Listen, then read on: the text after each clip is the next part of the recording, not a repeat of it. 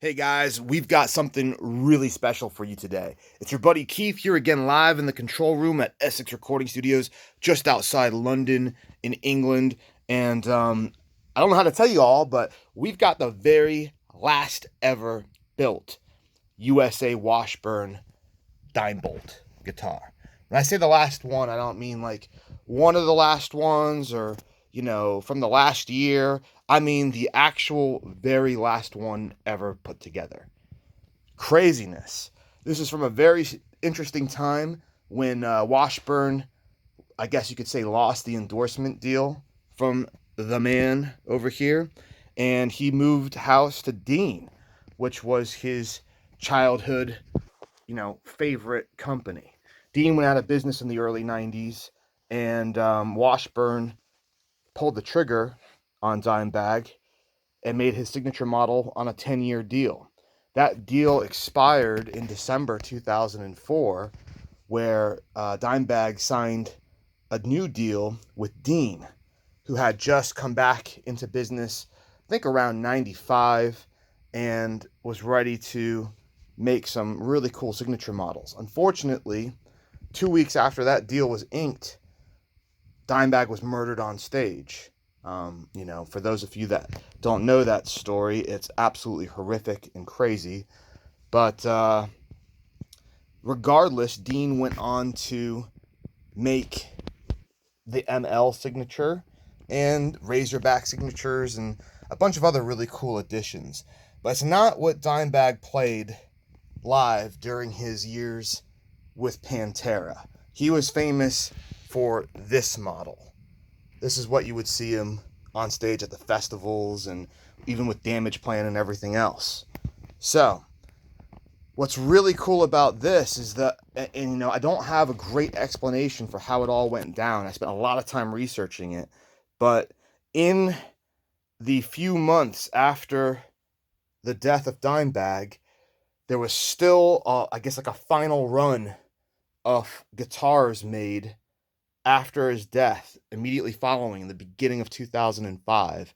And this is the very last ever Dimebolt D3. So it's been a case queen. It spent most of its life in Russia and then went to a very high-end collector and player here in the UK who left it in its case. It's never been gigged.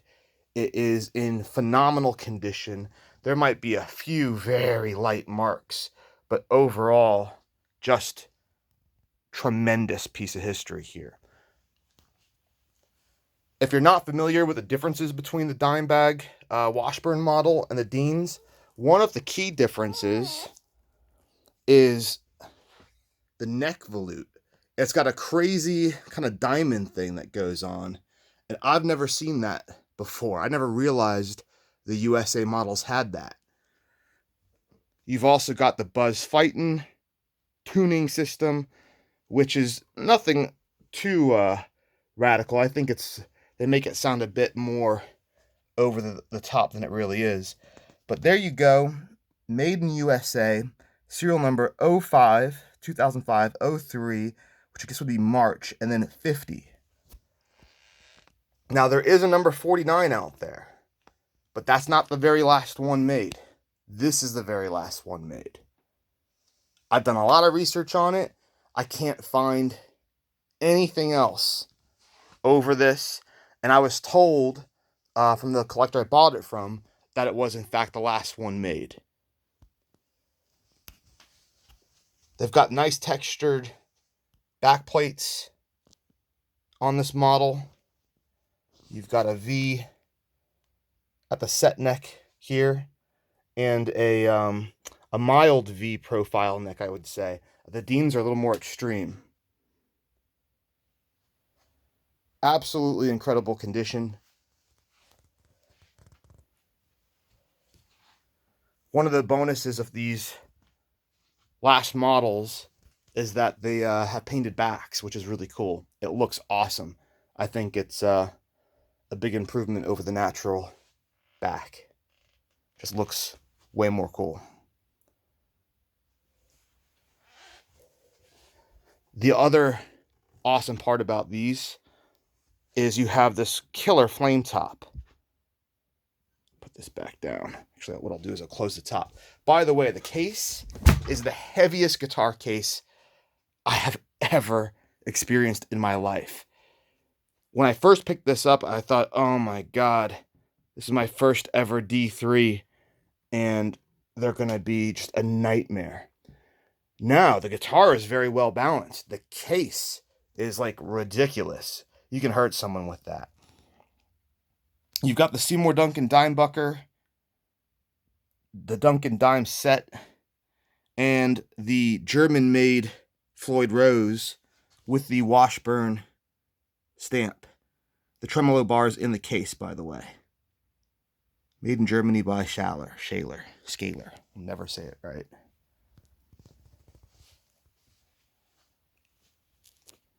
Here's your input jack. The light kind of flame behind the lightning is a killer touch. It just looks great. As far as marks go on the guitar, all that I see, and I'm not sure, it's part of the graphics, what it looks like. There's like a little, oh, can we get in focus? There's like a few little white things right there. But I'm running my hand over it. Yeah, it's under the clear coat, so it's part of the graphic. Yeah, you can see a few specks there. So it's all hand airbrushed. Maybe a mild, like little, kind of like a rub in the lacquer there. I don't know if that will buff out or not. Haven't really tried to do anything with it. But yeah, I don't see any chips or scratches or anything like that. This is, oh, and no, what you'll see on a lot of these are scratches or paint chips at the neck joint. You'll see that a lot, but not on this one. This is a case queen, guys. If you know me, if you've been watching the channel, you already know I'm a massive Dimebag fan. I got this from the UK distributor about a year ago. Really cool. So he lives in the studio with us for inspiration. Nice unbound fretboard. Got the Grover tuners. Here's your truss rod cover, which is pretty rad.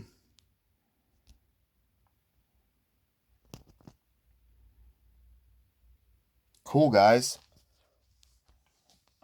There'll be a bunch of pictures of this. It's going up on Reverb tonight. If you want to buy it, it is for sale. It's going to be a lot of money, guys. It's the last one ever made, and it's in this condition. So this is absolutely an investment piece. The Washburns were made in far fewer quantity than the Deans, and were, you know, in my opinion, I think most people's opinions, the proper guitar, given that it is what he played with Pantera, which is what made him so legendary in the first place. All right, guys. Hope that was a real treat for you. It definitely has been one for me.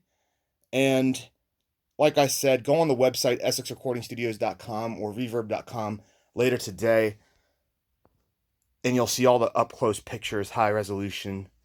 And that's it. Tell your friends. Enjoy it.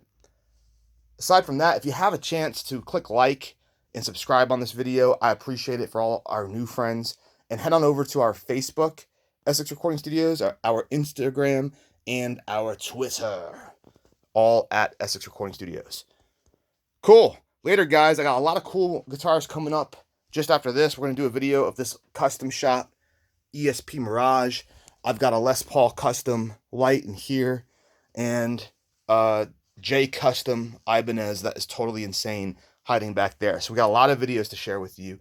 Just got back from Portugal, where I saw Metallica and Ghost for their first ever show on the European tour. And it was amazing, guys. It's a stadium tour, outdoor arena tour, and the vibe was incredible. The sound was amazing. Hopefully, if you're in Europe, you can catch one of the shows. Absolutely worth seeing. All right, guys, I'm out of here. See you all later in the next video coming up right after this.